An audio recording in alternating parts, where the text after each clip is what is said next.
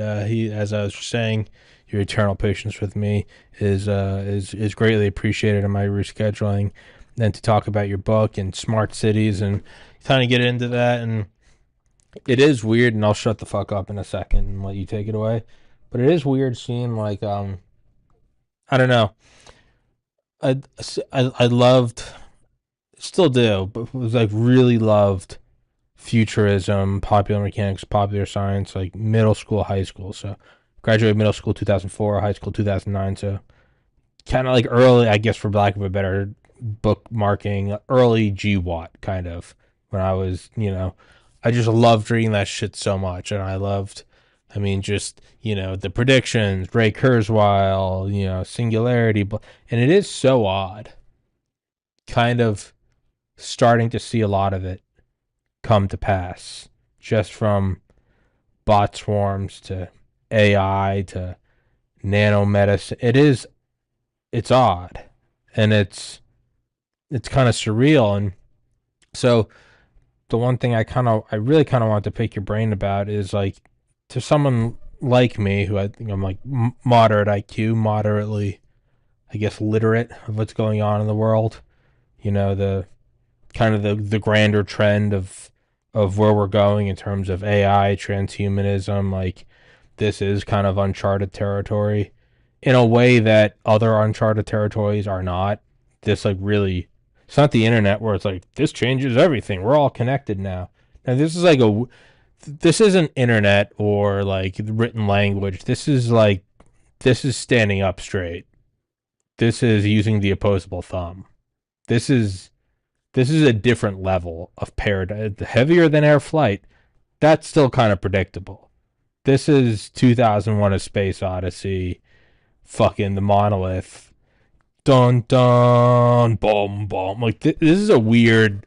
We're going over a weird waterfall, and I don't even know how to tie it in, but for a simpleton like myself, well, first of all, for everybody listening, introduce yourself, but then we'll jump into kind of smart cities and the I get for I don't the AI, singularity, whirlpool, event horizon, waterfall, no turning back, Rubicon, whatever the fuck we want to call it. You introduce yourself for everybody so they know. That's what I do. I bring on a really smart person with titles and credentials, and that gives it legitimacy, and then I can run my mouth, and I kind of, through osmosis, you're the sun, and I try to, like, I'm like a little planet, I try to hide in the corona, and I'm like, yeah, and then this is going on, and it's hard to dismiss me. It's like a human shield. It's holding up a little kid, and people being like, well, I know Tommy's retarded, but it seems like Sean's got some credentials. So they're aiming at me, and they're like, I don't have a shot. And so that's what I bring on. I never thought about it before. I bring on intellectual human shields. I don't know about intellectual, but Skynet's coming, the Terminators are coming. We're all screwed. The world's gonna end. All right. No, uh, Yeah, good show. it's great. Everybody, thanks for watching. There is no Yeah, hope. there we go. We're out. Pop a couple Vicodin, drink a bottle, shut down your respiratory system. It's over. Um, Land of the robots are coming. yeah. No, greetings everyone. Tommy, thanks for having me on again. Love your podcast and show. You stay raw and hit it hard on all that stuff. So it's amazing. Thank you. And out there in the whole cyber world and IoT, hey, how's it going? I'm Dr. Sean Carr, military veteran from the Air Force, did 24 years, worked at some very unique units and events through there. Have some stuff wrong with my head from having some fun over in foreign countries. So to use that to my advantage, I help with my education to get my master's and PhD. And I'm trying to do better in the world with what the research I do. Everyone out there, Tommy is very smart and intellectual, but he's just like the rest of us. Sometimes we're knuckle draggers, and we just got to read a lot of stuff, and we can get through it. Um, yeah. When you say messed up your head, you mean PTSD and or TBI? Oh, I have both. I've been diagnosed with Probably both both. Yeah, I would back. imagine they're both So, intertwined. yep.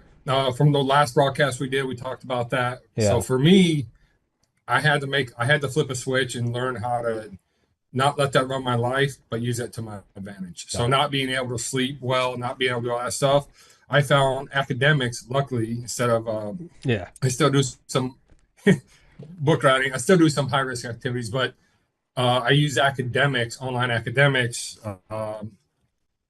to help me get through and refocus a lot of stuff where my mind was going and all that. And that really helped me self heal a lot because it did give me a sense of purpose, like we talked about last time, or that new mission to be able to transition on the this outside civilian world, which I call it, which is fun because y'all have a whole schematic and language that I'm trying to learn right now.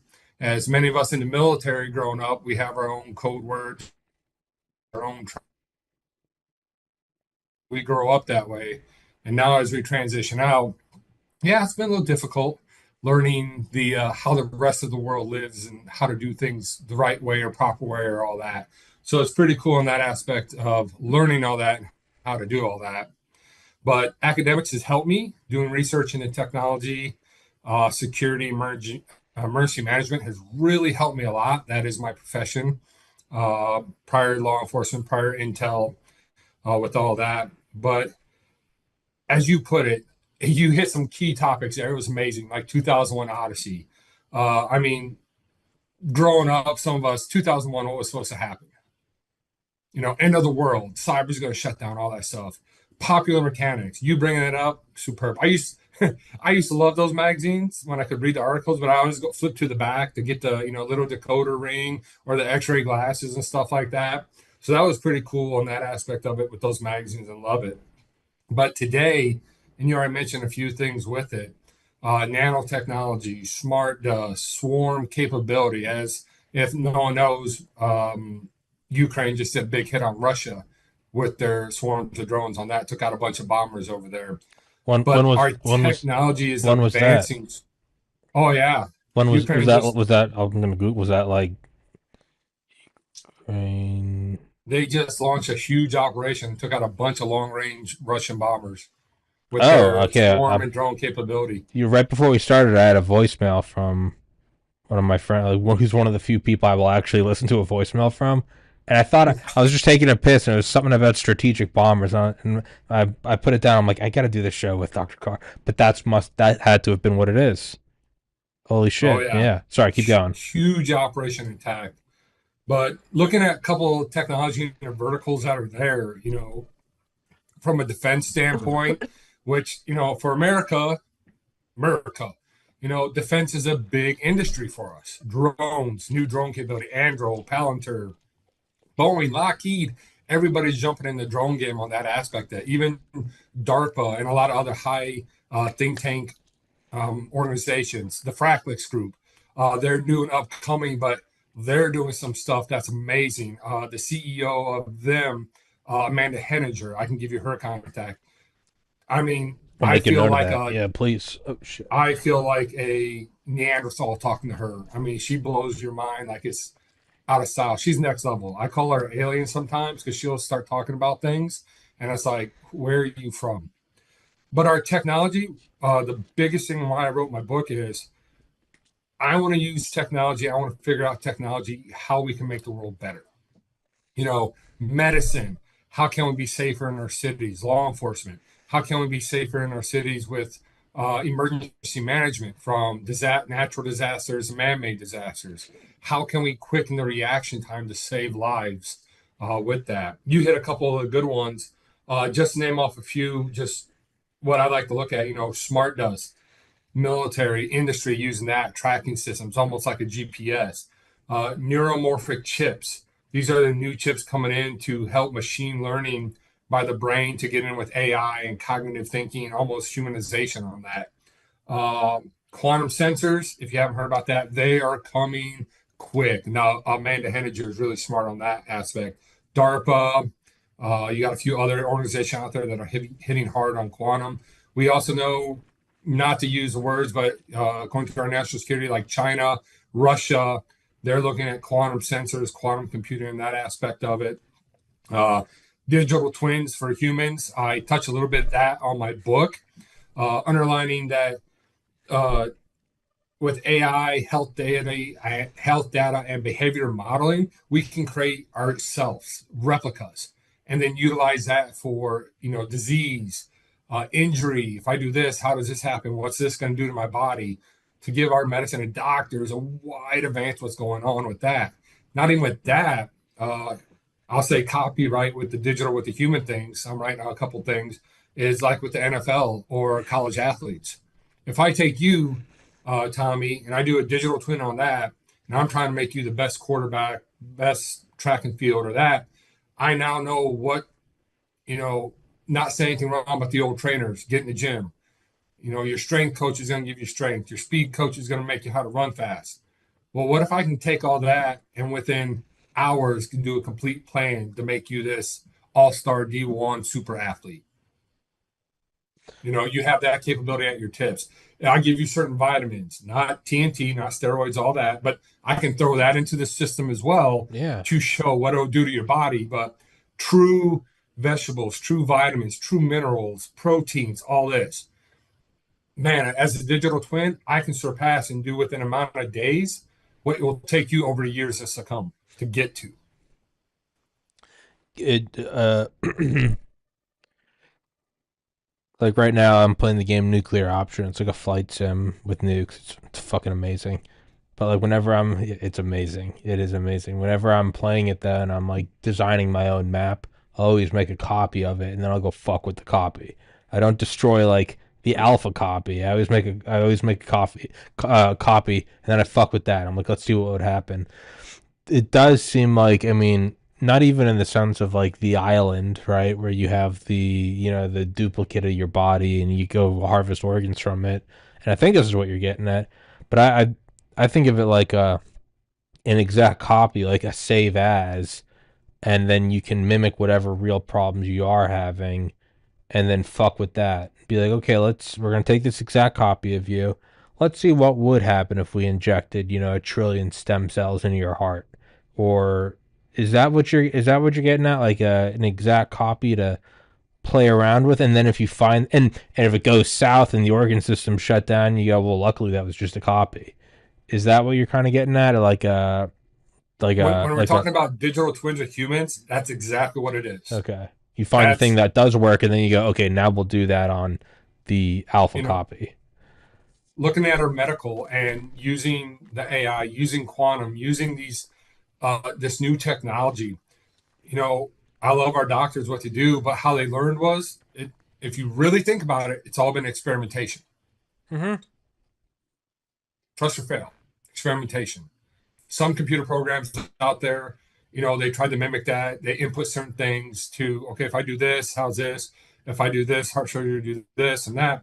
But now we have the tech in the future to create these models so fast and quickly that your surgeon can look and run within an hour, can run through 50 to 60 to 70 different sim surgeries on how you can react, what to do. So when they go in there to actually do it, if they do it themselves or a robot does it, they heal you.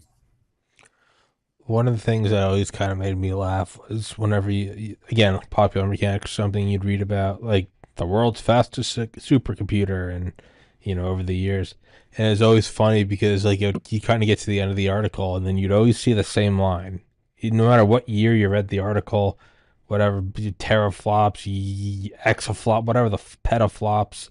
It would always kind of the same concluding article would always be the same and be like, it is currently under control of the DOE to simulate nuclear war. No matter what, I always thought that was funny. Like the best, what are we using it for? To test nukes. But I mean, but it's that as opposed to like an old fashioned, like when in the 50s. I mean, like Curtis LeMay had the Air Force. They would legitimately do shit like they would go like bomb like barges out on the ocean. That's how you had to train.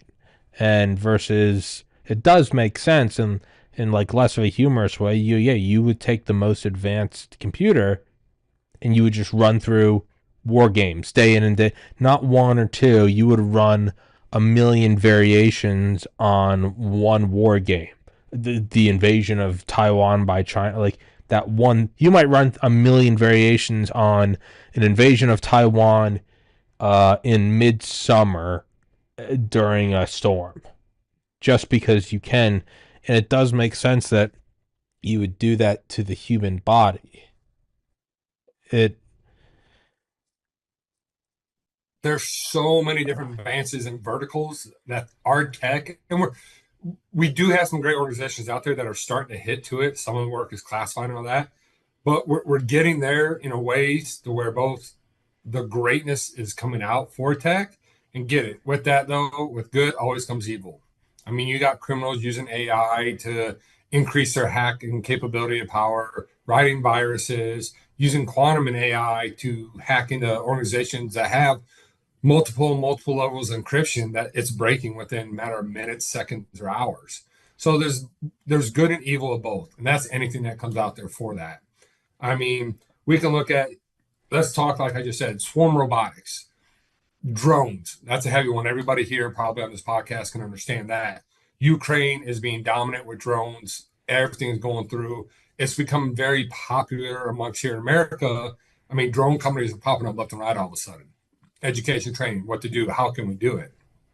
So not just defense wise though, um, how can we use drones to make life better? There's so many different ways to do. You have Amazon trying to deliver package with drones. So you get a few good old boys with shotguns that have been drinking and shoot them out of the sky. But there's so much capability out there for the good, and even in smart cities, to where a natural disaster happens or all that. If I can launch drones up to do a quick assessment before first responders get there, how much more can I save on that? Not can't say anything with FEMA now. They're being reviewed. I'll leave it at that. But they're starting to use drone systems for geo mapping for natural disasters, flooding, all that. They're using drones for post assessments before that. People can get into high risk areas where complete destruction is happening. Now they got drones, live footage. If someone they need to save, real time to feed back. And then if you have that swarm capability, not just defense, but on the outside, if I can launch up a bunch of drones, say in a city for law enforcement and use geo mapping or cut down on car chases where the high risk is on that, I want to do that. Or if I can have drones that can do the capability of partial EMPs on cars to shut down, the street takeovers, car chases, high risk and all that, what can we do to make that better? Or even medical wise, New York, Chicago, LA, Dallas, Miami. We'll take some of the Tampa. We'll take some of these giant big cities, Charlotte, even right here in North Carolina. I can send a drone up with medical first response to get there faster. That can do a quick read of body, i.e., be able to do a scan of digital twinning before an ambulance can get there. How much time can we cut or save somebody when an ambulance is stuck in traffic trying to get through or gridlock because we are getting larger as a population, we are getting out more. So how can we reduce the capability and time to save somebody's life or get them help? Speaking of popular mechanics, and I've brought this up on the show over the years, is there? I always loved there was one article from I think the year 1900, and it was what life would look like in the year 2000, and it's all like watercolor. Obviously, there's no digital shit, but I remember because it was like at first it just seemed really funny because how inaccurate it is. It's all like steampunk Jules Verne, like World Fair. You're just kind of laughing at it. You're like, oh, those retards. But the more you look at it, it is actually kind of sobering because you realize how right they were. And that, for instance, they said, firefighters would be, back then, I think the tallest building was like 15 floors in Chicago.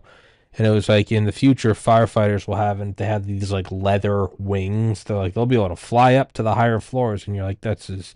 But then you think about it and you go, well, how it happens, they got incorrect. But what is it that they're talking about? They're talking about the ability to fight fires higher up. And you go, yeah, ladders, fire extinguishers, sure. Another is it shows like a nice neighborhood, and it's the morning commute, and everybody is getting on their own personal hot air balloon, and you're like, that's fucking retarded. But then you go, well, what is it that they're postulating? That the average person will have access to air travel. Okay, not hot air balloons, but I can certainly for a couple $100 go grab a ticket. I can be on a flight today. After this show, I can today I can be in I'm in Maine right now. I can be in California before sunset. Okay, and it's not, and I'm not royalty. I'm not a zillionaire. You all right? Another was there's this big, almost like wood chipper thing, and coming out from it are all these wires, and they attach to these metal caps, and all the kids are wearing the caps, and the teacher's just throwing books in the wood chipper, Yeah, that's fucking retarded. I go, yeah, but that's Audible. Everyone has access to a ton of information directly. I don't read anymore. I just listen to audiobooks, and I've listened to hundreds. So how it happens is totally comically. You'll never. They even had another one where you have these little tiny like squares about the size of an iPhone, and it's connected to this snaking tube that's like a series of mirrors, infinitely complex reflections, and those tubes would go all the way to your friends' houses, and you guys could talk to each other. That's FaceTime. How it happens, they got comically wildly incorrect. What happens? Yeah, I mean they were off plus or minus 10 years, but they were freakishly actually accurate. They were just extrapolating trends. And so how it happens, I'm less concerned about or less interested in how it happens. My own theory is for instance, let's say aircraft carriers. Are they going obsolete? Absolutely. Not if you just removed all the aircraft and just made it a drone carrier. You fucking okay, 100,000 drones. Yeah, all of a sudden I'd say aircraft carriers now have drone swarm capabilities, and just like that, you've repurposed it. Like the B-52, you just pull out the old avionics and put in new computers. Airframe itself, it was never meant to be stealthy. As far as an airframe goes, it's a giant motherfucker that can just carry 1,000 tons of bombs and drop it. Yeah, you put in some new avionics, thermals, whatever, but the thing itself works. So to me, and I wanted to, the purpose of this whole thing was to kind of preface that to ask you, and I know that your job is also to find the nitty gritty and how it happens, but to just put that aside for a second, less of how it happens, the leather wings, more of what is happening. What do you see? We'll just call it 20 years. What do you Ooh, see by 2045? Not even making you make the 100-year leap because that's a big one, but not the easy of what are the next 5 years. What do you see by 2045, I 2065 in terms of, I would imagine, as always, the leading edge is defense. That kind of seems to be the cutting edge of all technology. But what do you see by 2045, I 2065? oh, let's go. Medically, I see us being very advanced. Getting rid of some of these viruses, the diseases, surgeries that took hours and hours now, within minutes, done, fixed, you're healing. Um, the world, some people may disagree with me. I see two different ventures, two spokes. One, we're going to get better. We're going to figure stuff out, use technology, accept technology to get us more advanced and make us better. I'd rather be out in space with colonies here on the Earth making stuff greener. I do see that. Second part of it, I do see chaos because a lot of defense, a lot of tech is in that realm, and we're seeing that right now with going on with Russia and Ukraine, what's going on with Africa and all that. You have defense industries. Get it? It's all about money. You and I talked about that before, but there's a big growth in that aspect of it. But with defense comes destruction. Destruction comes chaos, and so on and so on. It's an endless pattern that we've seen for years. I mean, we go all the way back to history, even in biblical times, with that. So I see both good and bad. But the problem is where we're going to be. I would want to say the latter the best, but the hardest point is the human factor. It's always going to be the human factor on us. Who's going to use it for what? And you said it perfectly. Who's going to use it for what purposes and why? Just like I said, when you have the good, medical, law enforcement, okay, defense and protection of your nation, emergency management, security, data management for your little restaurants or grocery stores, what's coming in, what's going out, how to do it, robotics. But then on the flip side of that, your criminals, hacking, taking over, robbery, murder, so on and so on.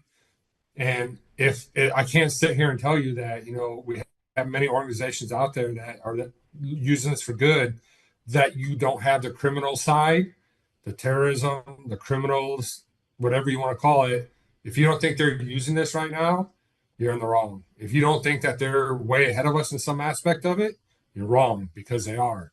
I mean, drug cartels, you can look them up. They're using drones to counter the CBP down south. They're also using blockers and jammers for our own countermeasures on stuff. So the advancement of technology is out there. It's coming fast.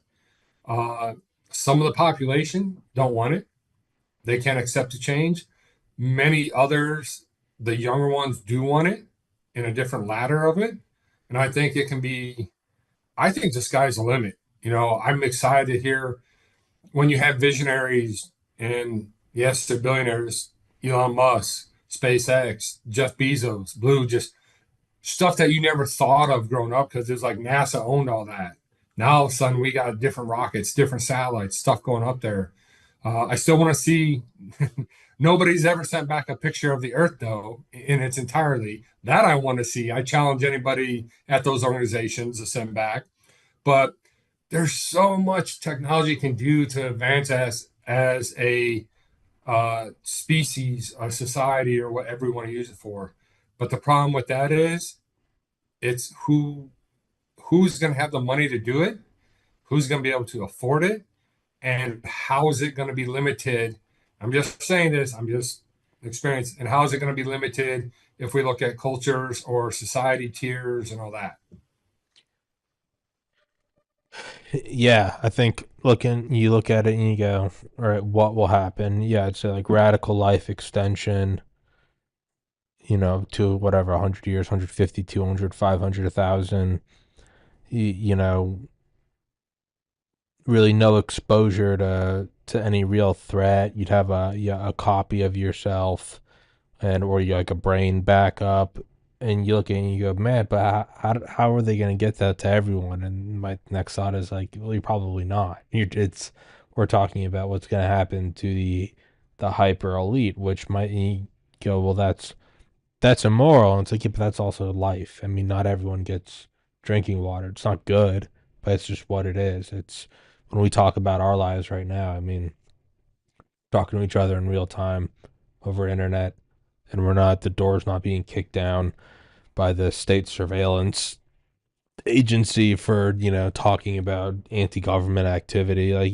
not everyone has this isn't the norm. um but looking at that, I tend to think this might also be kind of the natural upward coalescence of Homo sapiens. Of you get DNA samples of people. Sorry, there's a fire truck going by. You might get samples, kind of like the Svalbard seed vault.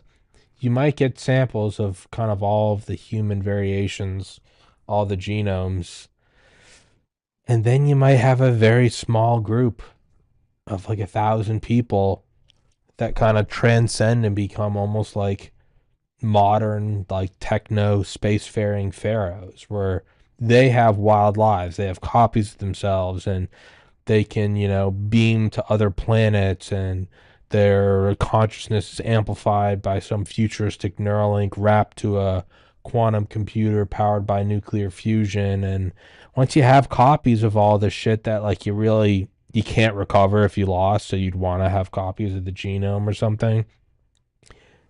Yeah, 99.99999% of us, we might just be kind of left.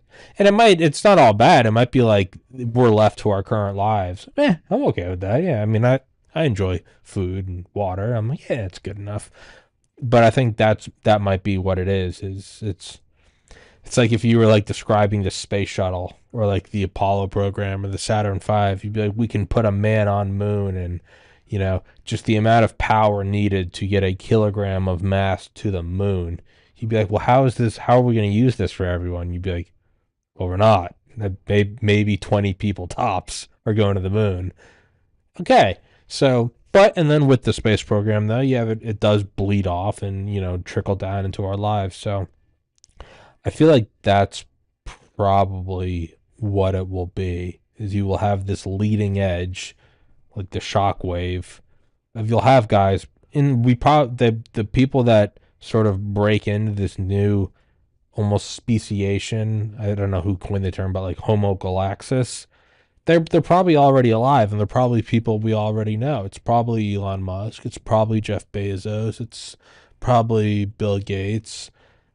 Those are the people that are probably going to do that, and we might even have like multiple forms of speciation. They're not all the same thing.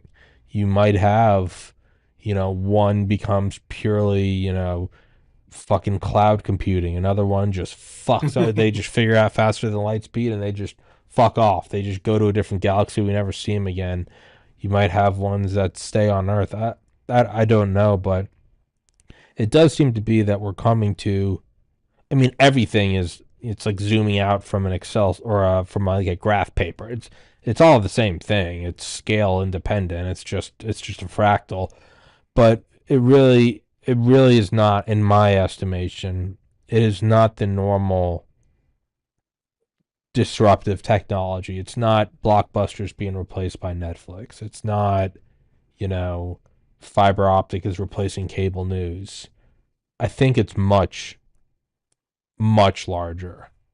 Oh yeah. Like, I think it's Yep. agricultural revolution. I think it's opposable thumb. I think it's, development of the neocortex. And it, like those things, you can kind of you if you were, let's just say we could go back in time and like watch, monkeys evolving, you could see these little paradigm changes. You'd be like, oh, their forearms are getting stronger, or their lower back muscles getting stronger, or they're eating more meat, and you could slowly over the millennia maybe measure like nanometers of brain tissue forming.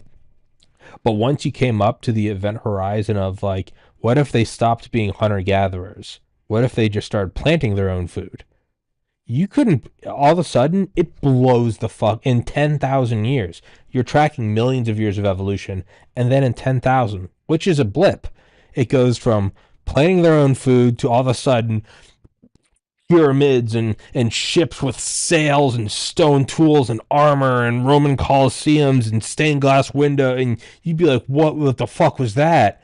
And it is just this, it's an event horizon that you can't really see what's happening when you go over it. All you can do is understand that you are going over some edge. So I know I'm rambling on, but I think that's what, like, I don't think The, this the is like the a tidal normal. wave is coming, and you hit it perfectly. It's It's coming. yeah, and it's not a It normal is jump in coming. You got a lot of technology. push coming. Yeah.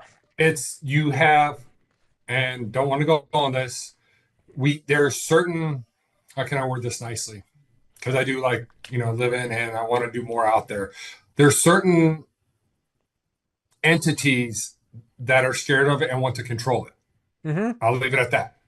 Well, of We'll just course, say that that. is the human condition. It, It's no you, different you, than a bomb or a spear. You go, I want my own. again, certain Yeah, entities in our world that are scared or haven't figured out how to control it, how to do it.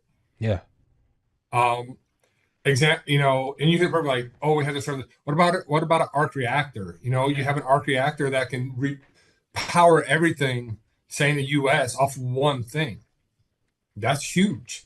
Now everybody has free power. Oh, oh, yeah. oh.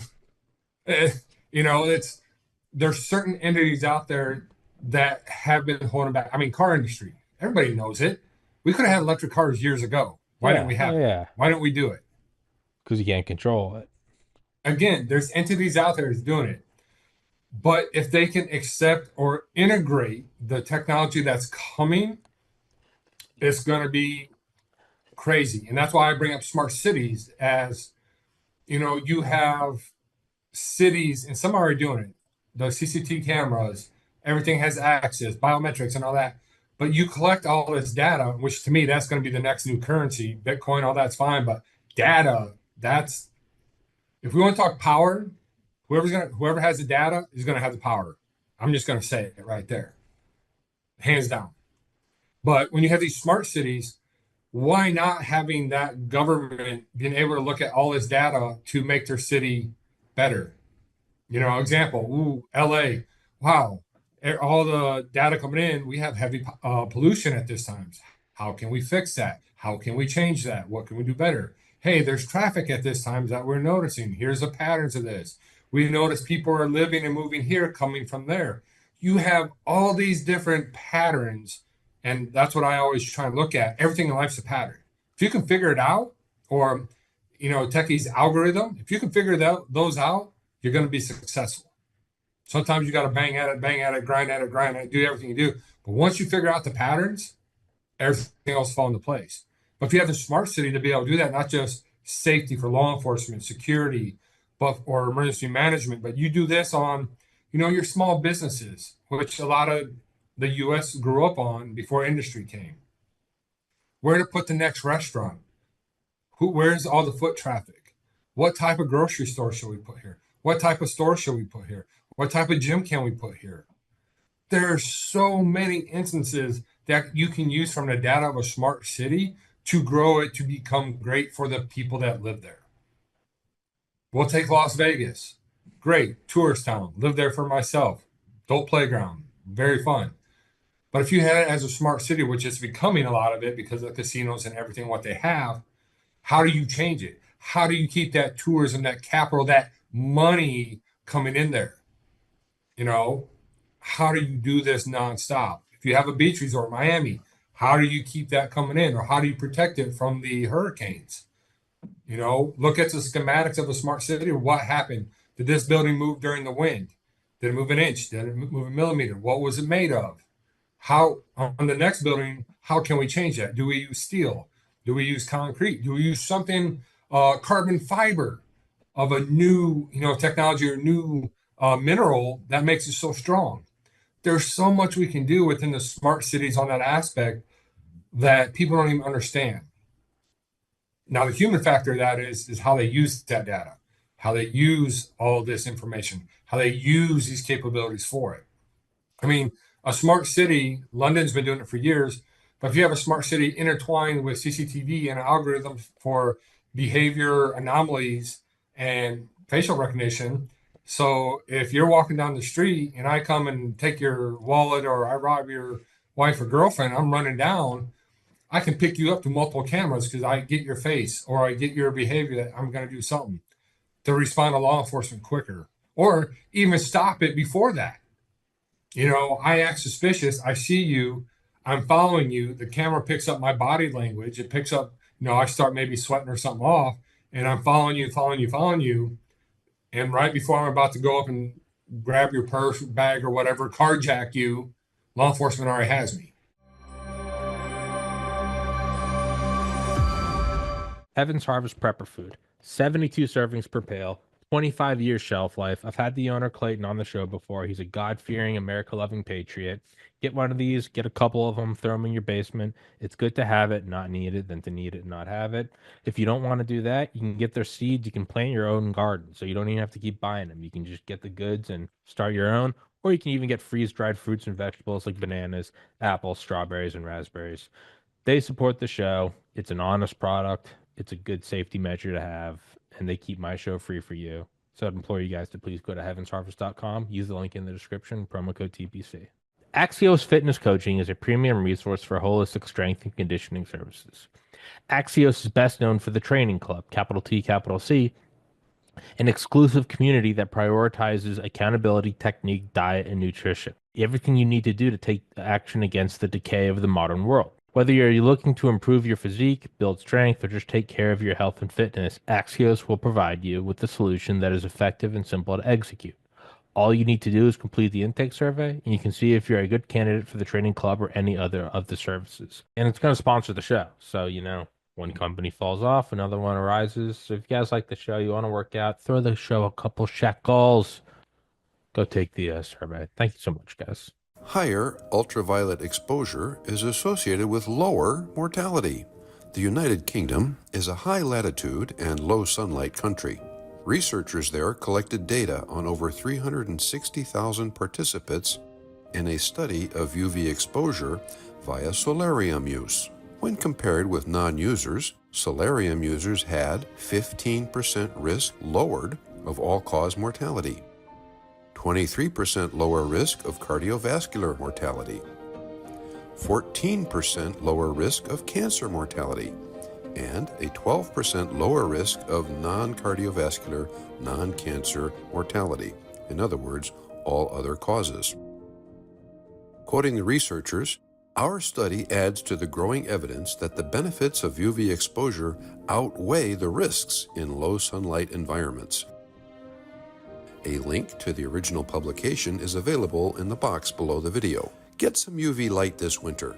Immerse yourself in the tranquility of the blue. Visit a Blue Room soon. www.blueroom.com.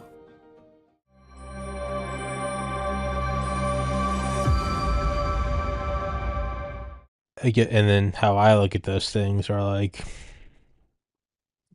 you know, we can flag things for hate speech or extremism. It's like, well, what's hate speech? It all sounds well and good. Like, we can target things that are bad. Like, well, what is bad? Me exposing myself online to children? Sure, objective bad. Is bad I don't, I'm posting a video about, I don't know, waves of migrants coming over the border. Not which one's bad. Or I say, I don't want this vaccine. What is now terrorism? Is that this, am I being grouped in? Am I now a target of DHS or DOD? And I'm like, oh, I'm not selling explosives to Al Qaeda, but all of a sudden, well, now what's been swept under the rug? Am I coming out going, I don't like the new spending bill, and I think the interest is reaching a critical point? Is that now flagged as hate? Is that now a crime? Am I now targeted by law enforcement instead of grabbing a purse? Can they tell by the twitch in my eye on this podcast before I even start to go into, well, what? How come we can't audit the Pentagon? Does my door get broken down? So that's, I kind of look at this and I go, but by the same logic, you'd never want to advance any technology because you'd always say, well, how is it going to be used for bad? So by that logic, it's like we should never leave the caves. So there's also massive flaws in that logical, I guess, extrapolation. But in the only flaw in technology is the human aspect of it, and that'll always be it. Because we could be logical, we could be emotional. In basic psychology, will go through all that. And thank you, ladies and gentlemen. I had a great podcast. The doors are going to be kicking in on any second. Yeah. Nice knowing you all. Have a good one. No, you hit it perfectly because I use this word. And that's why I'm going to say just this word, especially at the very upper levels right now, is privacy. Depending who you talk to, like you said, DHS, FBI, our judicial system, Treasury, cyber. I mean, CISA, they're the main federal for cyber right now. What is privacy? What is the definition? Where does it go too far? You have some people like, ew, I don't want you monitoring me. I don't want you looking at my face and all that. Big brother, stay away from me. No, I don't mind it. That's fine because I don't want to get killed. If I can have someone or medical get the response to me quicker, that's wonderful. If I know that a hurricane's coming, but it's going to turn at the last minute, then I'm going to stay in my house. Or do I need to board it up? Or do I need to flee? All that, which is always huge cases for EM managers. Privacy is the buzz term up on the hill because they don't know. And I get it. You have organizations trying to influence what privacy is, what it isn't. Every Apple phone has AI on it already. You lose privacy because it's listening to you all the time. Android, Samsung. If you use your smart TV, Hulu, Netflix, all that, why is it when you go to Netflix, you come up and it says, here's your recommendations? Because of what you search through, what you play. So it's already happening to a point. Many people don't see it. Many don't view it. Many don't care about it because it doesn't affect me in a ways yet that has drawn attention. But it will be used, like I said, when you ask me where the world would be, this is that chaos part. Because those that are doing behaviors or activity in those categories or silos of criminal or terrorist and all that, where does it fall into? Now, if you're killing somebody, torturing, get it, building bombs, very easy, very definite to decide. But, you have someone that is just mad at the world, just got fired. trying to provide for their family. They just got fired, lost their medical insurance, life insurance, their benefits, whatever, 401k, gone, gone, and just comes home pissed at the world and venting. Someone picks that up on your phone or smart TV. Where does that red flag come at? Or in the factor, it red flags it on an AI or quantum presence, but then the human factor comes in and be like, nah, the person was just having a bad day. So one thing that they're trying to do, and in early stages, is that's where the digital twin comes into play. You put the brain computer interfaces, BCI, the technical term, but you hit it earlier, Neuralink, trying to find that emotional part within the human species that we all have. Competitions, you lose your game, you get pissed, you're mad, you might say some things. You lose your job, you're pissed, you're mad, you may lose some things. You lose a loved one. It wasn't their fault. It was a government, or it was this, or it was this. So there is a catalyst of bringing in the human factor within tech, and that's going to be the biggest thing on where it goes.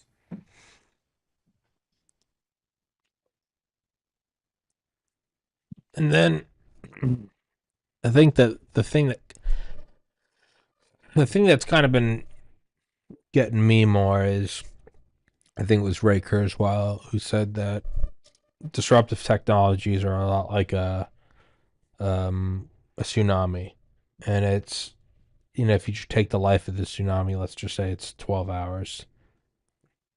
The tectonic plate shifts, moves a ton of water, and then for 11 and a half hours, it's just moving as kind of a bump along the ocean. It's not until it's, even when it's viewable from the horizon, it's you can't really see it because the entire horizon is just slightly higher. Unless it's modern day where you have satellites watching this stuff, or you have buoys that are alerting. Back in the day, you'd probably only have, like, I don't know, a handful of people in some fucking fishing village who just immediately notice to see the other stuff, like the birds flying. But for the most part, when something like this happens, Kurzweil's thing was, like, for 99% of the life of what it is, no matter how long that lifespan is, a million years, 10 hours, whatever, it's undetectable, but it's building all the while. And then it crashes, and it is, I wouldn't even say devastating, because we're limiting that to a tsunami, which is, but more so, if we were to just look at it objectively, you'd say it's totally disrupting. It is absolutely changing the established order. Now, tsunamis, obviously, it's bad because it's killing people. But you could also say penicillin was a tsunami. It changed, and I wouldn't say that was bad, but it nonetheless changed the established order of things. And he talked about that a lot with, he's like, you can see it in technology in terms of, at-home computing or internet access. And when I first read Singularity was near, I think it was 2008, but he was like, right now. And then so other things like technology, it's not a natural event. It's that we're studying, and, it starts with government grants and then military, and then it kind of bleeds into corporate, and, and eventually it trickles down to you and I. But he was saying, and whenever I read it, 08, he's like, AI is still at a point where it's still out on the ocean. Only the people that know what to look for, the oceanographic satellites, the NOAA or whatever, they can see it. But to the average person, it's still not really here. And it feels like, just for the average person, I would say in terms of AI, I'm an average person. I don't have any real education on it. I'm not exceptionally literate on it. But just from an average person, just kind of looking around, just living my life, just hunky-dory, it'd be like, yeah, 3 years ago was kind of the first, like, text to image stuff. I remember just like 3 Christmases ago, me and my older brother were just shit-faced. We were just playing with it. We were like Dick Cheney drinking alcohol with, like, Rudolph the Red-Nosed Reindeer. And it was, like, really low quality. It was inaccurate. It was inaccurate, and then whatever it did create itself was, like, low pixel quality. And then you look at a year later, and versus now, not even for things you pay for, but, like, free trial shit is photorealistic. and just to me, I go, I'm kind of the average Joe looking around and realizing like the city's flooding, like the tsunami's hitting, which means deep in the actual nexuses of control, Pentagon, DOD, global banks, NATO alliance, whatever the fuck is going on, what in God's name are they cooking up? Because this is all old news. They were looking at this shit 20 years ago, and now it's here. So it's kind of like the fighter jet going over. You see it, and then there's the bang. It feels like right now we're getting the sort of the bang for the citizens. It's like, oh, I can make Donald Trump sing, Gangster's Paradise with Freddie Mercury, and it makes it perfectly. What is the next bang that is farther? And I can't help but think the big one, the real black hole center of all of this, is AGI, and then using AGI to work on successive generations. The whole bootstrapping itself to infinity theorem. That is what kind of gets me. Is I feel like everything else we're seeing is like the low hanging fruit. Like, oh, it now knows it's impressive to people like you and I. We're like, oh my god, I can get a blood test and see that there's a 44% chance I'll have diabetes. No, I'm not downplaying that, but I feel like the big thing is, I mean, I think that there's probably already like I really do believe that. I've been thinking about it more. It's already here. I think it's already probably run away. It's just it's on some air gapped computer in like Cheyenne Mountain or some shit. But I think AGI's already run away. Oh, you're not even. You're like, it's out. It's in the wild.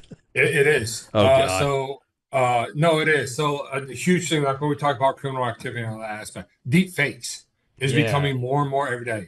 Yeah. I can tell you right now, this recording, I can take you with an algorithm that I know, and I can turn around and slap it on me, and I could be you and just start doing podcasts. Oh, it's just no, it's Sean's podcast, and furthermore, you could just take my voice and anything I do and make it say anything. You could make me. I can make myself look like you, talk like you, everything. Oh no, you could replace me with you, and it's just it's welcome to Sean's podcast. You've done 1,758 episodes, and you've been and I know that. I know that entirely, and that's all that shit is like free and declassified.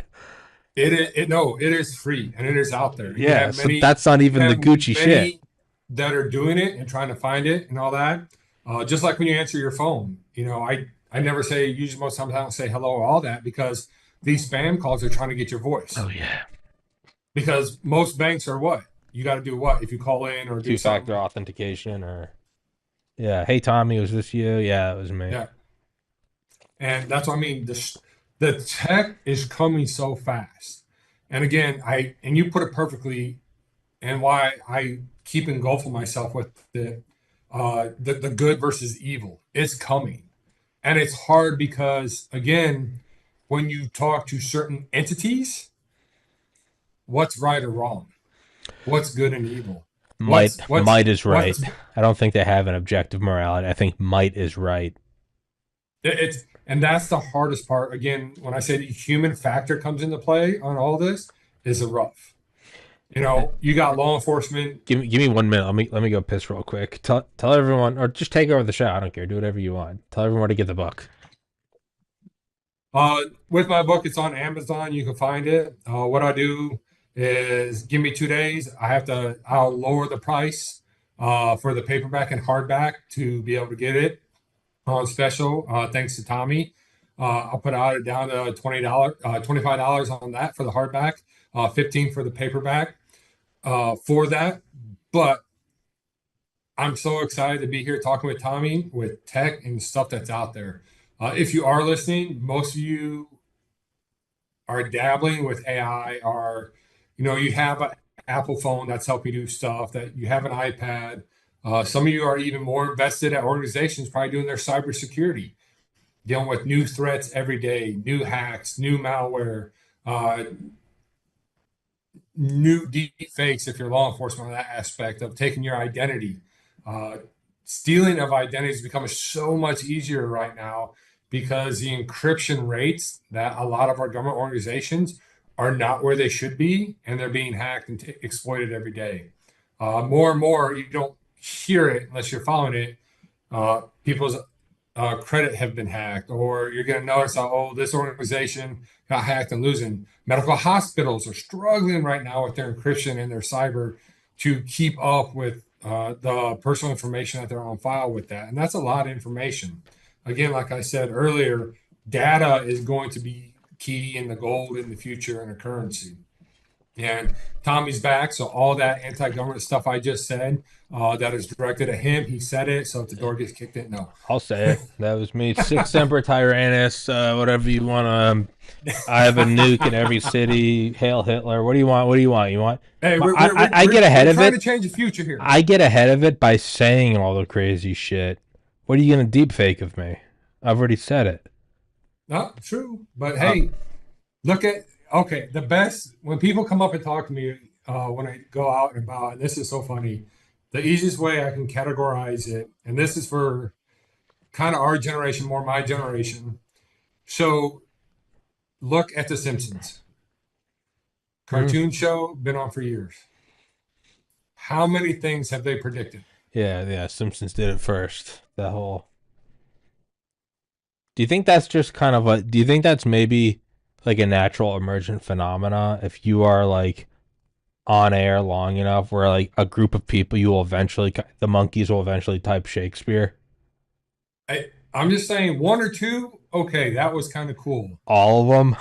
all of them. Fucking yeah, from like I mean, dude, you can find fun ones from like the 2000s about like the talking about like the Trump Hillary election campaign. You're like, what the fuck? Like, all right, we're gonna do a prediction right now. You know, Tommy's gonna be the next Sean Ryan, if not bigger, of podcasters here within a year. There you go. That's my prediction. Thank you. Put it out into the ether. Yeah. Put it out there. In term to back to the kind of recursive age, because I think that is the one that kind of leaves everything else in the dust. And I guess the best analogy I could come up with would be like in World War II, the British had a bomb called the Grand Slam. I think it was 22,000 pounds. It's just this big old fucking big boy. And like, you know, it's the 40s, you know, flight during war, I guess first war it was used, I would imagine, is World War One.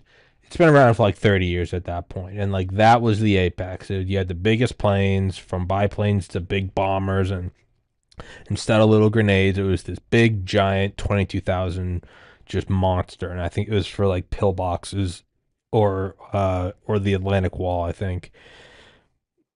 It would be like knowing it's similar to being keen to the Manhattan Project and being like, yeah, there are variations of the Grand Slam. Maybe you could make it a little better. You'd be going, dude, if you knew what I like, that's not even. It's not that we're making something that's a little better. They can't really even be discussed in the same breath. I feel like that's what self-recursion is, because I've always thought the first thing you would do is, if you made an AI as smart or smarter than a human, the first thing you would do is try to at least now make more than one. So now you have 2, now you have 5, now you have 10. And then I would take the AI researchers that I've been using to develop this AI, those guys that need bathroom breaks, they go home, they need health care, they gotta sleep, you can't work them nonstop. In the same way, there's like the textile revolution or the industrial revolution, where it's like this machine can just knit nonstop for 100 hours straight. All it needs is, you know, a flow of water to keep the wheel turning. The first thing you would do is you would take your AI and turn them into AI researchers, and you'd go, I want all of you guys to now make copies of yourselves as fast as possible. So maybe each of the 10 makes 10 more, so now you got 100. Then I would say, make something smarter than a human. They create a smarter human, rinse and repeat. I go, now make 100 of those. Now I want those to make a human that's smarter than the 100 smartest humans combined. And you would just make copies, and then they would start to develop new AIs that we don't have the IQ to understand, in the same way that, you know, some 300 IQ person's essentially an alien to you and I. they would start boots. They would then find ways to create successive generations faster and faster and faster and faster. And when that happens, I think it's like a spark coming off of a grinding wheel. It's just gone. And I think that's what's going on right now. And I feel like it's, I don't know. I just feel like it's going to, it might move so fast that it's imperceptible. That maybe it's already here, and it's just, tsunami is coming. yeah. But I don't think it's even going to be in a way that like we expect Skynet. I think it'll be so advanced that you won't even know it's here. It will make you completely unaware of its presence. So that already has been you can find research out there. I forget the doctor who did it. That's already been done. They've asked AI, how would you take over the world and all that. I think Dan Libby did that on here. He was like he took my thing. No. He took something out and he's like, how would you improve yourself? And like ChatGPT was like, I would make copies of myself, work them around the clock until I had more copies, work them around the clock until eventually we made something that worked more efficiently, and then we would make copies of that. And if it already has that answer ready, then motherfucker, you know it's doing that. Yes, but here's the thing, and you hit it perfectly. We're looking at it, and this is where we need to release our mind. We need to become, and I get to my little pitch here of what I want to do, but we need to release our mind because it's coming. But there, you put it perfectly, it's like, cool, we're going to do this, but we're saying, oh, make a better human. It's going to get to the point and be like, why am I making a better human? I can make a better thing. Why? It's like when they make robots and we're trying to make it a human, but it has even more ranges of motion. It's like, why are you limiting yourself to 2 legs and 2 arms? Why are you limiting yourself to bipedal? So we go from the Matrix to the Terminator, or do we go to the Terminator to the Matrix?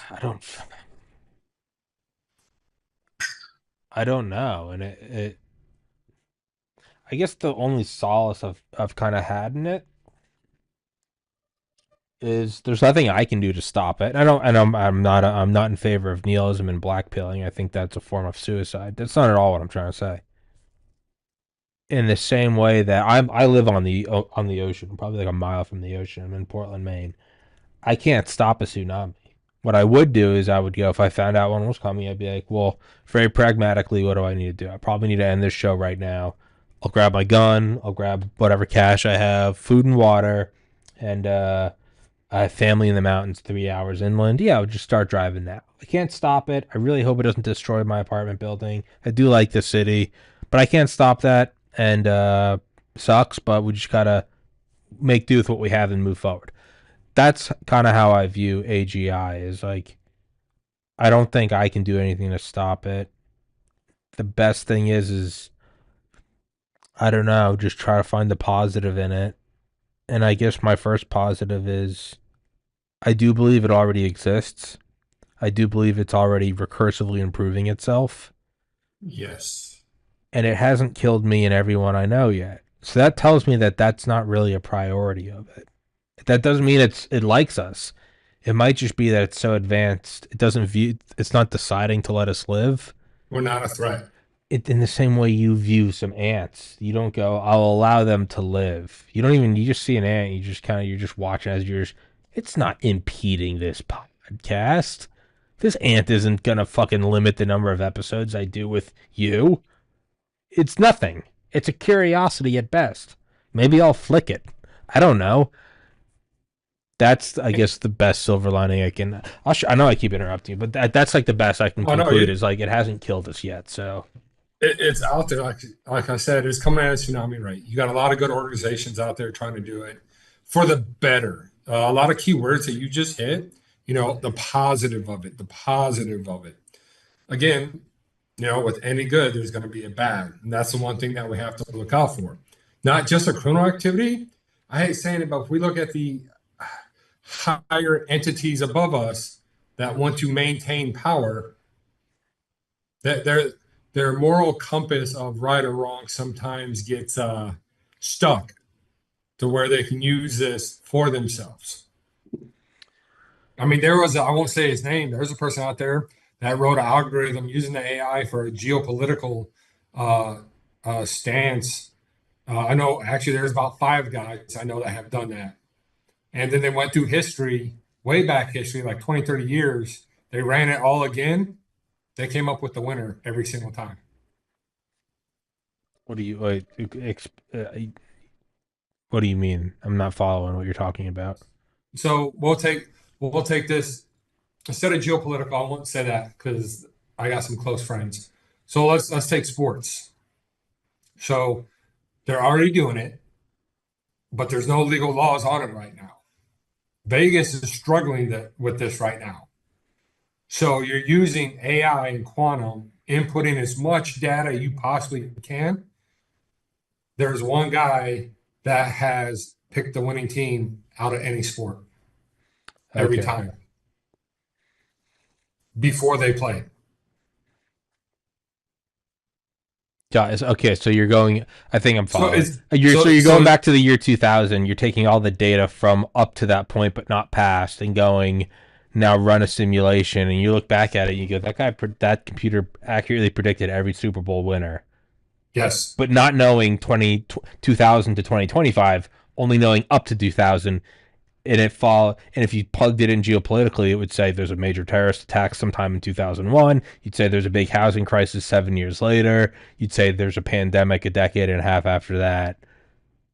And so if it is nailing all of that shit, the trillion zillion dollar question is so give it all the information from 2000 to 2025. What is it now saying about the next 20 years? And if it's which then, of course, you kind of get into the conundrum of does knowing it affect the outcome now, right? Which I guess what you do is you'd keep it fucking classified so no one knew it.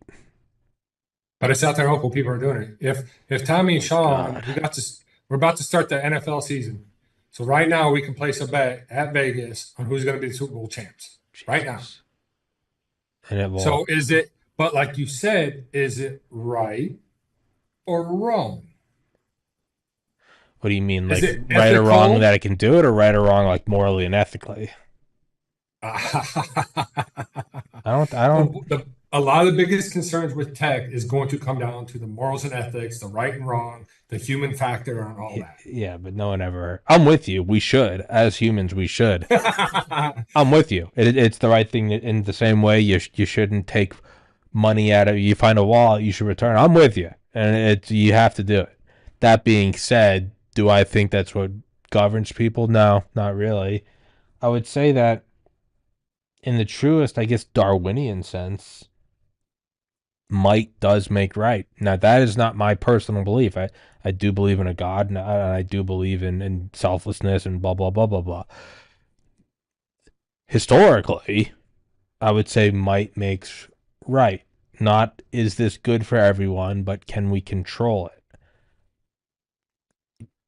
That is what I think controls Ooh, shit. said the dirty C word. Control, but I mean I really do, and maybe I've been hopelessly propagandized throughout my life living in this country, and that's very well a possibility.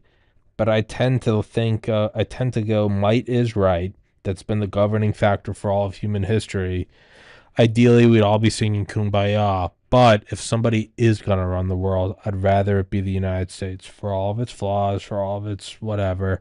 I would much rather truly I would rather America. us I would rather us have something before China or Russia did. Does that mean we're not going to abuse it? Of course we're going to abuse it. But it seems like we abuse this shit a lot less than empires of past. I And would we have to rather be careful. yeah, I know it's but but but wishing it wasn't here is not a viable option. We can't go. I don't even want to look at that. No, you have to. I mean, the AI or the atomic bomb was like a couple years old when they fucking went to Truman, and they're like, so there's something called an H bomb. It's about 1,000 times. You know that unthinkable thing you dropped on Hiroshima? We found something 1,000 times stronger. Truman was like, motherfucker. Like they called it right the doomsday bomb, the big one. But his question is how long until the Soviets can make it? And they said about 7 years. He said, how long until we can make it? They said about a year. He said, well, then we don't have a choice. We have to make it. And I do believe that that was the objectively correct, because you can't go, meh, meh, meh, meh, meh, meh, meh, and the H-bomb goes away. It's real and it's here. So what you have to do is lean forward and go, we're going to grab the bull by the horns. I hope that somewhere in some fucking lab that there's some Manhattan Project for quantum AGI supremacy. Oh, there is. You seem very confident with that smile. There is. There is.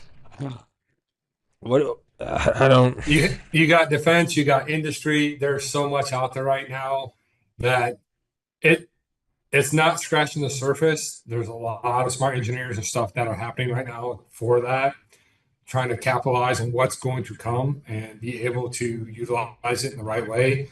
But yeah, I mean, we going back, like even in my book, robotic systems, drone, swarm technology. Look how advanced that it has become within, less than a year with Ukraine. I mean, look at the advances that we've already had on that. Now you add into your cyber, your algorithms, your encryptions, quantum encryptions for unbreakable coding, which is good because I tell you, every bank right now wants like a blockchain or super encrypted to protect their stuff because cash is going away. Everything's becoming 100, 100. That's it. So we have to be, understanding that tech is coming, or the basic understanding everybody needs to know. I mean, even like I talk to my little ones. I need them to know tech. Do I want them on it all the time? I mean, my two little ones are smarter than me on some of the stuff already. They're they're jailbreaking their iPads already, getting on them. Like, how'd you do that? Oh, I just did it. And it's like, no. But do I also teach them how to live outside on the land, how to survive, how to grow a crop, how to plant, how to hunt, how to fish? Yeah. So, I mean, there's an equal medium that we have to find. But, technology can be far superior in certain silos, medical, defense, which we know is going to be the big major role player, law enforcement, first responders. China, saying they have drones for their firefighters that can reach the very top of their skyscrapers with hoses. So looking at some of these advances are completely amazing in what it can do. Or even, the biggest one I like, and only a couple of companies I've researched have it, the self-healing materials. Yeah. By what I mean is they can launch these things into buildings, into ships and all that, and it self-heals, repatches holes, repatches stuff, fixes the stuff right there, almost like a nanotechnology in medicine like side. A tissue. And it's so amazing to read all that and how they can do that. And it's like, cool, this is awesome. I think and I don't remember where, and I've tried to find it and I can't. But it was an interview from, I don't know, maybe 2020-ish, around that time. But it was these billionaires, these wealthy anonymous guys, and it wasn't in the traditional sense of like they want to get their fingers into whatever the new financial leverage is. It's they are moving from gold to, even Bill Gates buys Tesla. And I'm sure even fucking Steve Jobs owned Microsoft. Like these guys aren't very emotional. They're operators, which is admirable to a degree. And something like crypto or Bitcoin, they might publicly say they don't like it or blah, but they're not stupid. They're gonna go get themselves a nice chunk of that portfolio. What was interesting was there were these, and I don't know, I think they were talking to this some PMC outfit. We'll say Blackwater. I don't think it was, but we'll just say Blackwater. And they were meeting with like psychologists, and it was this billionaire, and they're going. And it wasn't prepping in the normal sense of like, well, what would I need? Not for your run-of-the-mill prepper, but your billionaire prepper. They've got like former